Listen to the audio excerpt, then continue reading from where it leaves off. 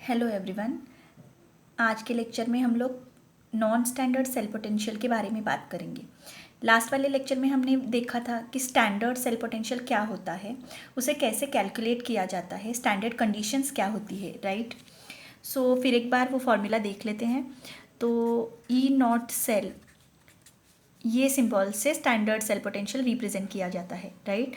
और इसका जो फॉर्मूला होता है E not cell equals to E naught reduction potential of right hand side electrode minus E naught reduction potential of left hand side electrode, right।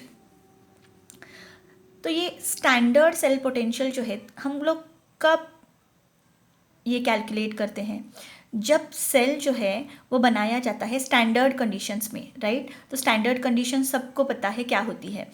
Concentration solution का 1 molar, pressure gas अगर हो तो उसका pressure 1 atmosphere होता है, और temperature जो है 298 केल्विन होता है जब सेल बनाया जाता है। तब जो सेल पोटेंशियल मिलता है उसको स्टैंडर्ड सेल पोटेंशियल कहते हैं। और वो डायरेक्टली भी हम लोग कैलकुलेट कर सकते हैं या फिर ऐसे फार्मूला से भी हम लोग कैलकुलेट कर सकते हैं। सिर्फ फार्मूला में एक बात का ध्यान रखना है कि ये जो RHS या RHE लिखा है वो राइट हैंड साइड इलेक्ट्रोड का रिडक्शन पोटेंशियल है, और ये जो LHE लिखा है ये लेफ्ट हैंड साइड इलेक्ट्रोड का रिडक्शन पोटेंशियल है।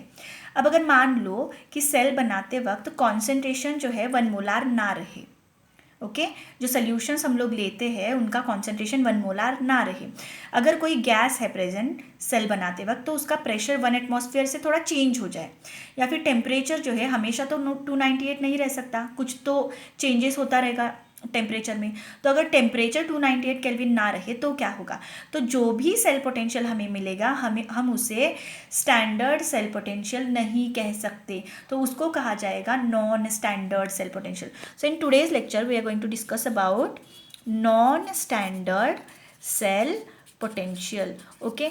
और ये जो है उसको कैलकुलेट करने के लिए एक साइंटिस्ट था जिनका नाम था नर्स्ट इक्वेशन। तो ये जो N है वो साइलेंट है, so you can pronounce it like Nernst equation. So ये जो नर्स्ट इक्वेशन है वो आया कहाँ से, और इसका जो यूज़ है वो कैसे किया जाता है, इससे नॉन स्टैंडर्ड सेल पोटेंशियल जो है वो कैसे निकल आता है, वो सब बारे में आज हम इस वीडियो में बात करेंगे, okay, in detail. So important thing is non standard cell potential की जो वैल्यू होती है वो किसी भी सेल के स्टैंडर्ड सेल पोटेंशियल से अलग होती है। मतलब वो कम भी हो सकता है, ज़्यादा भी हो सकता है स्टैंडर्ड सेल पोटेंशियल की वैल्यू से, okay. So this you have to keep in mind. हमेशा ज़्यादा होगा क्या या हमेशा कम होगा क्या, ऐसा कभी नहीं होगा। मतलब हम देखेंगे कि वो निकाला कैसे जाता है और किन कंडीशंस पे वो ज़्यादा होगा, किन कंडीशंस पे वो कम होगा, जब हम लोग वो इक्वेशन देखेंगे तब पता चलेगा, okay. So non standard cell potential जो है, जो हम नर्स्ट इक्वेशन से डिराइव करेंगे, वो नर्स्ट इक्वेशन बेसिकली क्या है वो फर्स्ट हम लोग देख लेते हैं, ठीक है। सो नर्स्ट इक्वेशन जो है, जो नॉन स्टैंडर्ड सेल पोटेंशियल के लिए डेवलप किया गया बाय नर्स्ट, वो है ई सेल, उसको रिप्रेजेंट करा जाएगा ई सेल से, ठीक है। So E cell is nothing but our non standard cell potential of any cell. It is equals to E not cell standard cell potential of that cell minus this thing, and this thing is what 2.303, one value is there, R gas constant होता है, T temperature होता है, divided by N number of electrons flowing through the cell, and F is the value of Faraday. Ln, ये जो Ln है इसका मतलब है, मैथ्स में सब लोग ने शायद सुना होगा कि Ln मतलब होता है नेचुरल लॉग, राइट। और नेचुरल लॉग में लॉग का बेस क्या होता है, E रहता है, और ये जो Q है इसको कहते हैं रिएक्शन कोशेंट। तो इस सब के बारे में डिटेल में आज हम लोग बात करने वाले हैं, और ये आया कहाँ से उसके बारे में भी हम लोग बात करेंगे। लेकिन पहले ये जान लेते हैं कि इस पर क्वेश्चन कैसे पूछा जाता है। तो बोर्ड एग्जाम में हमें क्या पूछा जाता है, डिराइव या फिर write down the Nernst equation and explain the terms which are present in to the Nernst equation, okay.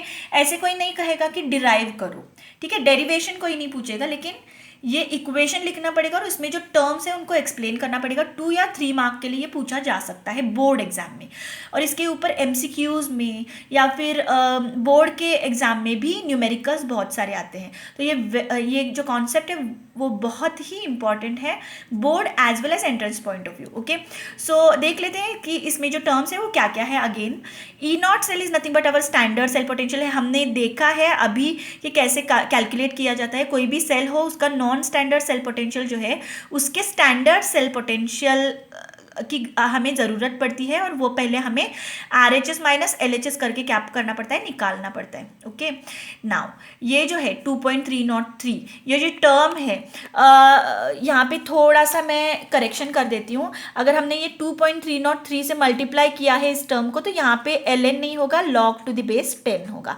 ठीक है, तो ये हम आगे वाले लेक्चर में पढ़ेंगे कि क्या कैसे आता है ये। तो देख लेते हैं, ये 2.303 एक कांस्टेंट है जो हमने इंट्रोड्यूस किया है, जो ln होता है उसको log बेस 10 में कन्वर्ट करने के लिए। ओके, r क्या होता है, गैस कांस्टेंट, और गैस कांस्टेंट की वैल्यू क्या होती है, 8.314 joules per kelvin per mole. Always we have to multiply by R. Okay, now T.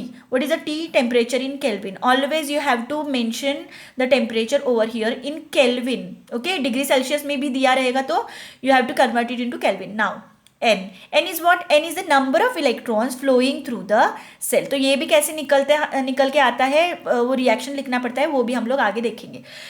F का मतलब होता है फैरेडे, और फैरेडे की वैल्यू क्या होती है, फैरेडे की वैल्यू होती है 96,500 coulomb, right. And Q is reaction quotient, ये इक्विलिब्रियम चैप्टर में आता है, और वो कैलकुलेट करने के लिए हमें दो चीज़ों का रेशो लेना पड़ता है। प्रोडक्ट साइड में अगर कोई रिएक्शन दिया गया है, सेल में जो रिएक्शन होता है नेट सेल रिएक्शन हमें लिखना पड़ता है, और वो नेट सेल रिएक्शन लिखने के बाद प्रोडक्ट जो रहता है, मतलब एरो के राइट हैंड साइड वाला जो रहता है प्रोडक्ट, उसमें प्रोडक्ट डिवाइडेड बाय रिएक्टेंट जब हम करेंगे तो हमें क्या मिलेगा, रिएक्शन कोशेंट मिलेगा। ठीक है, तो ये इक्विलिब्रियम चैप्टर में हम लोग पढ़ चुके हैं ऑलरेडी 11th स्टैंडर्ड में, बट स्टिल थोड़ा सा डिटेल में हम लोग देखेंगे कि इक्विलिब्रियम में ये रिएक्शन कोशेंट कब और कैसे निकालते हैं। उसमें थोड़ा हमें प्रिकॉशंस लेना पड़ता है इक्विलिब्रियम कोशेंट निकालते वक्त। ठीक है, so in detail we are going to discuss about the thing. So equilibrium chapter जब हम लोग पढ़ते हैं, उसमें कोई भी रिएक्शन जो रिवर्सिबल होता है, देखो मैं क्या बोल रही हूँ, कोई भी रिएक्शन जो रिवर्सिबल होता है, उस रिवर्सिबल रिएक्शन में जब क्या होता है, रिएक्टेंट प्रोडक्ट में कन्वर्ट होता रहता है और प्रोडक्ट साइमल्टेनियसली रिएक्टेंट में कन्वर्ट होता रहता है। मतलब मान लो एक रिएक्शन है हमारे पास, A moles of A reacts with B moles of B and it is going to give C moles of C plus D moles of D. Okay, और यहाँ पे देखो एरो जो है वो रिवर्सिबल दिखाया गया है, मतलब ये रिएक्शन रिवर्स भी हो सकता है। तो रिएक्शन में जब ऐसा टाइम आता है, देखो इक्विलिब्रियम में शॉर्ट में बता रही हूँ, थोड़ा सा देख लो। तो जब कोई रिएक्शन में एक ऐसा टाइम आता है जब रिएक्टेंट प्रोडक्ट में कन्वर्ट हो रहे होते हैं और प्रोडक्ट भी simultaneously at the same time reactant में कन्वर्ट होते रहते हैं। ऐसा होता है, बहुत बार होता है, जब हमारा ये जो रिएक्शन है वो क्लोज्ड कंडीशन में, जब हम लोग क्या करेंगे, क्लोज्ड कंडीशन में कैरी आउट करेंगे। मतलब एक ऐसा पॉट लेंगे कि उस पर ढक्कन लगाया गया हो, या फिर ऐसी कंडीशन हो जिसमें हमने रिएक्टर्स लिए हैं और वो जो कंटेनर है उसका जो मुंह है वो हम लोग क्लोज कर देंगे, तो उसे कहेंगे closed condition. Most of the reactions are carrying most of the times reactions are carried out in closed condition. Okay, so if we carry out the reactions in closed condition, that time only we are going to observe the equilibrium. अगर हम लोग open condition में कोई reaction करेंगे तो वहाँ पे equilibrium establish नहीं होगा, वो रिएक्शन रिवर्सिबल नहीं कहा जाएगा, उसे इररिवर्सिबल रिएक्शन जो होता ही जाएगा, आगे वाले डायरेक्शन में होता ही जाएगा, वो रिवर्स कभी नहीं होगा। Okay, so if we carry out any reaction in reversible condition in a closed container, that time we are going to observe the equilibrium stage. वहां पे क्या होता है, इक्विलिब्रियम स्टेज में एक ऐसा वक्त आता है जब रिएक्टेंट प्रोडक्ट में कन्वर्ट होता रहता है और प्रोडक्ट रिएक्टेंट में कन्वर्ट होता रहता है, और इस टाइम जब हम लोग प्रोडक्ट के जो प्रोडक्ट साइड में जो सब्सटेंसेस है उनके कॉन्सेंट्रेशंस उनके कॉन्सेंट्रेशंस का हम प्रोडक्ट ले, ओके, और इसके इसके इसके पावर में क्या जाएगा, ये जो स्टाइचोमेट्रिक कोएफिशिएंट है ये इस टर्म के, इस सब्सटेंस का जो भी कॉन्सेंट्रेशन रहेगा उसके पावर में जाएगा, और ये जो कोएफिशिएंट है वो डी के पावर में जाएगा, ओके, एंड डिवाइडेड बाय, हम लोग रेशो ले रहे हैं किन चीज़ों का, प्रोडक्ट्स डिवाइडेड बाय रिएक्टेंट्स हम लोग कर रहे हैं। तो रिएक्टेंट साइड में क्या क्या है देखो, ए, ठीक है, और उसका कोएफिशिएंट क्या है, ए, तो ए का जो भी कॉन्सेंट्रेशन दिया रहेगा उसके पावर में इसका कोएफिशिएंट जाएगा, बी रेस टू क्या होगा, बी। सो अगर हम लोग एट इक्विलिब्रियम पे ये रेशो ले रहे हैं तो उसको कहा जाता है के, that is called in short equilibrium constant, okay. आप लोग पढ़ लेना बुक से, अगर कोई डाउट हो तो क्वेश्चन कमेंट सेक्शन में पूछ लेना, लेकिन अभी मैं शॉर्ट में बता रही हूँ, इसको सिर्फ ध्यान रखो कि कैसे किया जाता है, बस उतना ही हमें मतलब है इस चीज़ से, ठीक है। तो मैं क्या बोल रही हूँ देखो, अगर हम लोग प्रोडक्ट के साइड जो भी सब्सटेंसेस है उनके कॉन्सेंट्रेशन का प्रोडक्ट ले, प्रोडक्ट मतलब ये मल्टीप्लीकेशन, डिवाइडेड बाय हम लोग क्या करें, रिएक्टेंट साइड में जो भी सब्सटेंसेस है उनके कॉन्सेंट्रेशन का हम लोग क्या ले, प्रोडक्ट ले, मतलब मल्टीप्लीकेशन करें और उसका रेशियो ले, तो जो भी मिलता है इक्विलिब्रियम टाइम पे अगर हमने ये किया तो जो भी मिलेगा उसको हम लोग कहेंगे इक्विलिब्रियम कांस्टेंट के, ओके। और हमें पूछा क्या गया है, क्यू, ओके, हमें पूछा क्या गया है, नर्स्ड इक्वेशन में हमें क्या डिराइव करना है, क्यू लाना है ना, क्यू निकालना है। तो क्यू भी सेम ही तरह से निकाला जाता है, मतलब कोई भी रिएक्शन हो क्यू भी सेम ही तरह से निकाला जाएगा। उसके लिए भी हम लोग क्या करेंगे, सी रेस टू सी करेंगे, डी रेस टू डी, मतलब प्रोडक्ट साइड के जो भी सब्सटेंसेस है उनके कॉन्सेंट्रेशन का प्रोडक्ट लेंगे, डिवाइडेड बाय रिएक्टेंट साइड में जो सब्सटेंसेस है सेम, हाँ, उनके कॉन्सेंट्रेशंस का भी हम लोग क्या करेंगे, रेशो लेंगे। तो फिर इसमें डिफरेंस क्या है, ओके, इसमें डिफरेंस क्या है, डिफरेंस ये है बच्चों कि जब हम लोग ये रेशो क्यू निकालने के लिए लेंगे तब हम लोग कोई भी टाइम पे ये ले सकते, मतलब रिएक्शन चालू हो गया है और चालू होने के बाद तुरंत अभी तक इक्विलिब्रियम नहीं आया है, ठीक है। इक्विलिब्रियम मतलब क्या कि ये इसमें कन्वर्ट होता रहेगा, ये इसमें कन्वर्ट होता रहेगा, ओके, ये होगा क्लोज कंडीशन में।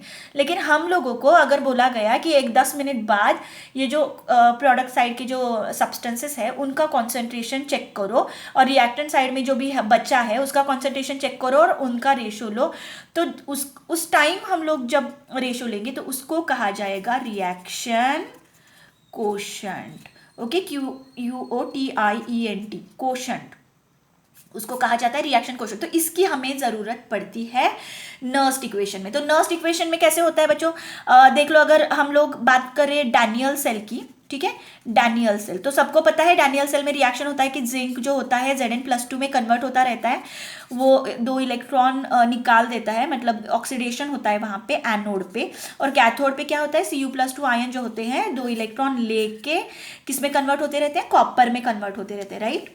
तो ये जो रिएक्शन है इसका नेट सेल रिएक्शन हम लोग कैसे लिखेंगे, इलेक्ट्रॉन्स तो कैंसिल हो जाएंगे, I hope you are knowing this thing कि जो एरो के अपोजिट साइड का जो सेम थिंग है वो क्या होगा, कैंसिल आउट होगा, ठीक है।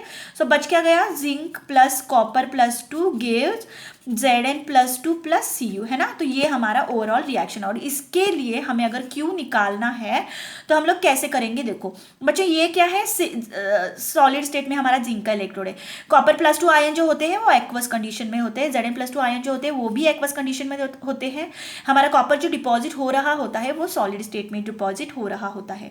तो हम लोग जब इस तरह से रिएक्शन कोशेंट ये रिएक्शन के लिए लिखेंगे तो हम लोग क्या करेंगे, ऑब्वियसली Zn+2 आयंस का जो भी कॉन्सेंट्रेशन मोल पर लीटर में दिया जाता है, हमें हमेशा आयंस का कॉन्सेंट्रेशन मोल्स पर लीटर में दिया जाएगा, ओके। सो वो कॉन्सेंट्रेशन हमें लेना है, यहाँ पे कॉपर लिखेंगे, यहाँ पे देखेंगे आगे क्या होता है। सुनो, यहाँ पे एक थोड़ा सा ट्विस्ट है, वो भी आपको याद रखना है, इसलिए थोड़ा सा डिटेल में जा रही हूँ, वीडियो थोड़ा लंबा भी हो सकता है लेकिन आपको ये देखना पड़ेगा, ठीक है। सो Cu+2 हम लोग क्या करेंगे, अभी रिएक्टेंट साइड में जो है होता है ना, यहाँ पे हमने रिएक्टेंट को नीचे लिया है, तो यहाँ पे रिएक्टेंट साइड में कौन कौन है, देखो पहले Cu+2 को लिया मैंने, ऐसा कुछ नेसेसरी नहीं है कि ये पहला लेना है फिर ये लेना है, ऐसे कुछ नहीं है, ये हम लोग अभी देख लेंगे कि ऐसा क्यों लिखा मैंने।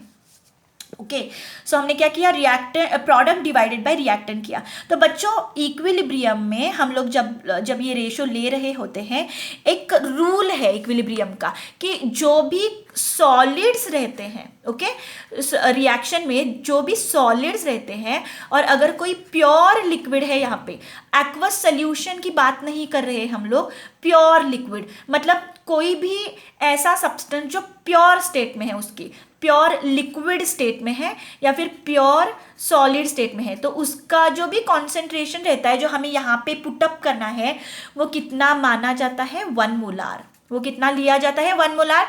या फिर उसको हम लोग एक अदर लैंग्वेज में बोलेंगे कि उसकी जो एक्टिविटी होती है, एक्टिविटी, ठीक है बच्चों, एक्टिविटी मतलब it is nothing but the active mass of the substance which is taking part into the reaction, that is called activity. और इसको हम लोग कॉन्सेंट्रेशन भी बोल सकते हैं, कोई ऐसे जरूरी नहीं है कि एक्टिविटी ही बोलना है या फिर एक्टिविटी कुछ चेंज हो जाएगा, ऐसा कुछ नहीं है। कॉन्सेंट्रेशन मतलब ये जो सब्सटेंसेस होते हैं जो एक्टिवली पार्टिसिपेट हो रहे होते हैं, उनका कॉन्सेंट्रेशन हमें कितना लेना पड़ता है, प्योर सॉलिड और प्योर लिक्विड के लिए 1, ठीक है। ये मोलार तो कट जाएगा बाद में, ठीक है।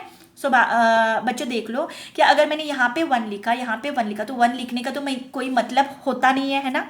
यहाँ पे 1 लिखो, यहाँ पे 1 लिखो, तो कोई मतलब नहीं है। तो हम लोग यहाँ ये चीज़ों के लिखेंगे ही नहीं।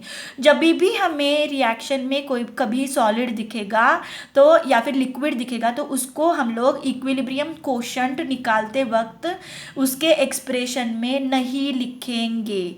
ओके सो हमें क्या करना है, देख लो कि Q जो होता है वो निकालने के लिए सिर्फ हम किसका कॉन्सेंट्रेशन लेंगे, Zn+2 आयंस का, और उसके बाद में हम लोग Copper+2 आयंस का कॉन्सेंट्रेशन लेंगे, ठीक है। तो ये टर्म हमें निकाल देना है, ठीक है। अगर बच्चों इस रिएक्शन में अगर ये सॉलिड होता और ये सॉलिड होता, तो इस एक्सप्रेशन में Q निकालते वक्त मैं इन दोनों का जो भी कॉन्सेंट्रेशन है, मतलब दिया नहीं जाता क्योंकि सॉलिड का एक्टिविटी या कॉन्सेंट्रेशन 1 माना जाता है, तो वो हम लोग कंसीडर नहीं करेंगे। ये जो लिखा है C या फिर ये A जो लिखा है वो हम लोग यहाँ पे इंक्लूड नहीं करेंगे। हम लोग सिर्फ D का जो भी कॉन्सेंट्रेशन दिया रहेगा मोल्स पर लीटर में, उसके पावर में ये D को डालेंगे। B का जो भी कॉन्सेंट्रेशन दिया रहेगा उसके पावर में ये B जो भी कोएफिशिएंट होगा वो जाएगा। I hope how to calculate Q you better understand by this example. Okay so ये हमें लेना पड़ता है कब, जब हम लोग नॉन स्टैंडर्ड कंडीशन में क्या निकालते रहते हैं, नॉन स्टैंडर्ड कंडीशन हम लोग सेल का जो EMF है वो निकालते रहते हैं। तब हम लोग को क्या क्या चाहिए, E0 सेल चाहिए, वहाँ पे हमें 2.303 से मल्टीप्लाई करना पड़ता है लैन को log/10 में कन्वर्ट करने के लिए। फिर R की वैल्यू यहाँ पे दी जाती है, वो हमें लेनी पड़ती है। टेम्परेचर को हमेशा केल्विन में रखना पड़ता है। नंबर ऑफ मोल्स हम रिएक्शन में से निकाल सकते हैं, कैसे निकालते हैं वो हम लोग आगे भी देखेंगे। और F जो होता है वो फैराडे की वैल्यू होती है 96500 कूलोम, ठीक है। तो ये सब चीज़ें जो है वो इस इक्वेशन में जब हम लोग पुट करेंगे और ये जो टर्म है इसको हम इससे सब्सट्रैक्ट करेंगे तो हमें E सेल मिलेगा, ठीक है बच्चों। ऐसा भी हो सकता है ना कि हमेशा ये टर्म पॉजिटिव आए, ऐसा ज़रूरी तो नहीं है ना। हमेशा ये वाला जो टर्म है पॉजिटिव आया ऐसा ज़रूरी तो नहीं है। अगर समझ लो बच्चों कि ये टर्म जो है ये पूरा कैलकुलेशन अगर नेगेटिव आया, ठीक है, अगर इसका साइन नेगेटिव आया तो मेरा नेगेटिव क्या होगा, पॉजिटिव हो जाएगा। मतलब हमें ये जो भी टर्म है उसको ऐड करना पड़ेगा E0 सेल में, स्टैंडर्ड सेल पोटेंशियल में।